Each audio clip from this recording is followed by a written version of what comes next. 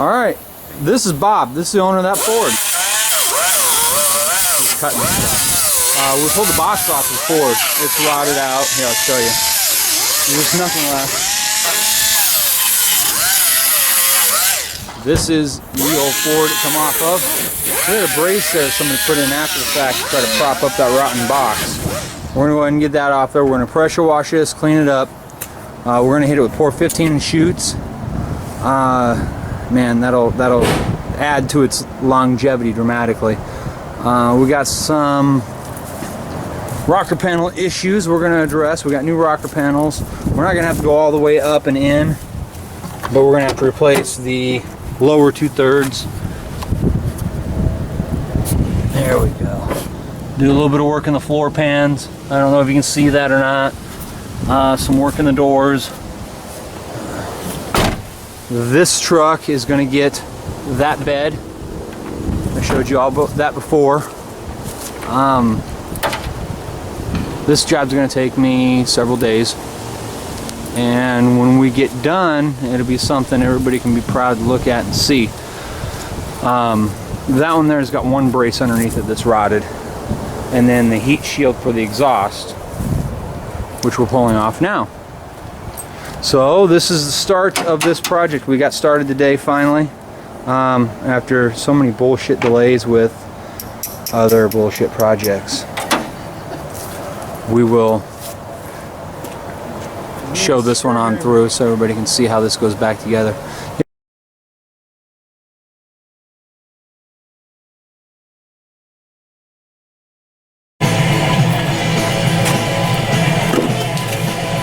Oh, okay. So this week we got a lot going on.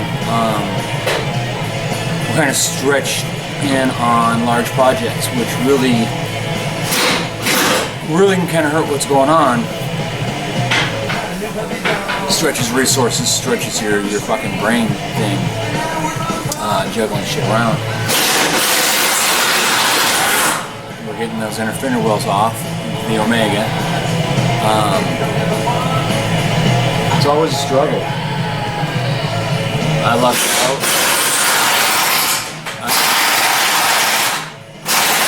I got a little shop with little overhead. That saves me most days, most weeks. One day, maybe I'll have a bigger setup, but I like it here.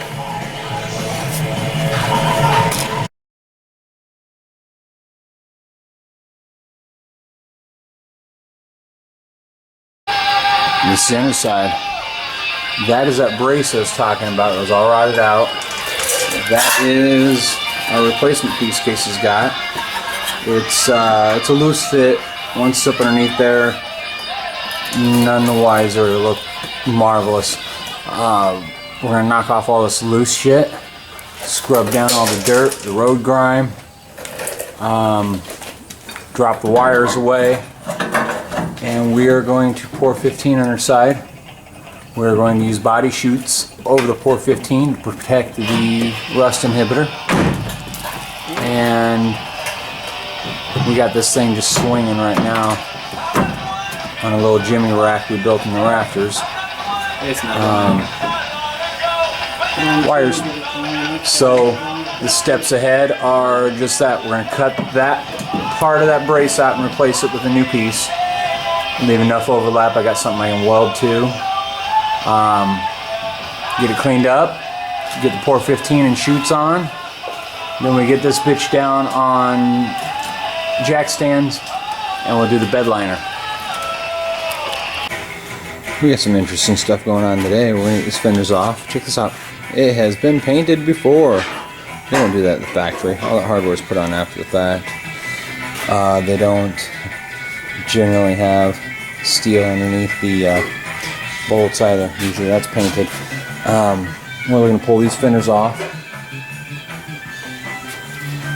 I've got this rear corner molding off already. We're going to start cutting into these.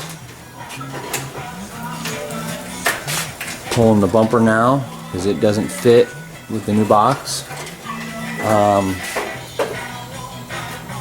You can see the pour 15. There's areas I missed. Of course, I'm going to have to go back through and get some more on here and from underneath even, but you can see what Pour 15 did for this rusted to shit project. It was scale. It wasn't deep. It just was surface scale on the frame and such. And before we let it get out of hand, we got it Pour 15 and sealed up. Like down in there, you can see. I'll have to hit a little more. I just dumped enough to get what we had exposed before it started scaling up again. Not that it would have mattered a whole lot. But I mean, this stuff is just, it's tough as nails. It takes like 2 days to dry, but it's amazing. So we got fenders off. It's an interesting deal. These Fords got a little brace that goes back behind everything. You take a lot of care.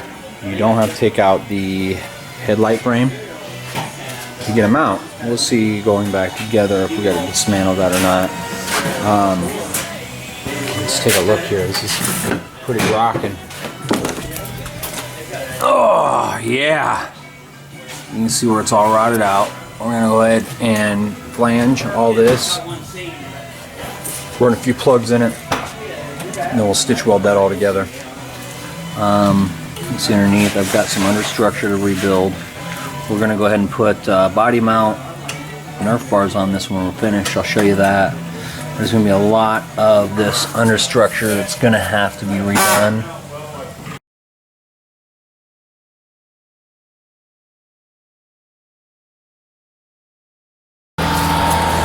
As you can see, it's dark out here right now in Iowa. Let's see here.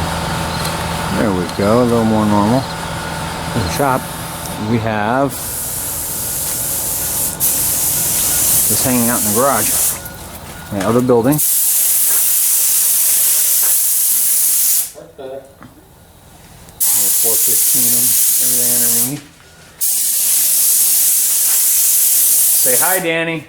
Hello. And don't paint my damn camera. It's on YouTube. We're 415 in that right now. That's what we're working on. Little siphon feed. It's awesome. We will body shoots it tomorrow morning to protect the Pour 15 and look good. It'll look pretty for him. I still got to grind and weld in that section frame missing. I wanted this on. I can brush on everything else I need.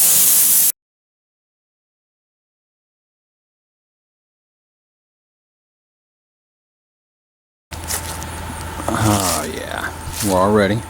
We're going to spot seal it where the metal's showing, and we're going to bedliner over it.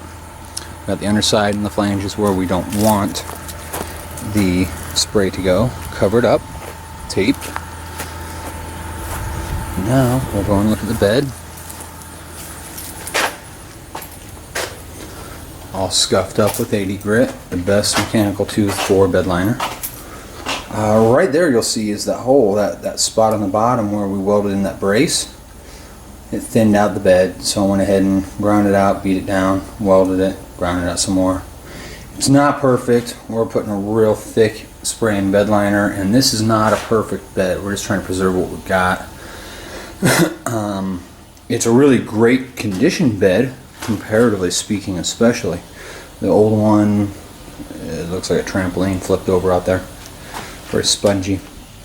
Now, to prep for this, on most, like bedliners, when you're dealing with fiberglass, a lot of the various products you take and you scuff it down, you blow it out, and you wipe everything down with acetone. Acetone is the uber cleaner involved. Nasty shit. Wear gloves. If it's not well ventilated like this garage is not, you wear a respirator if at all possible. But I will get some shots while we shoot the sealer, the spot sealer in, and when we do the bedliner. I've got a helper here, my brother. He's been out here helping me part-time here for the last couple weeks, and I will demo that for him and you'll get to see it.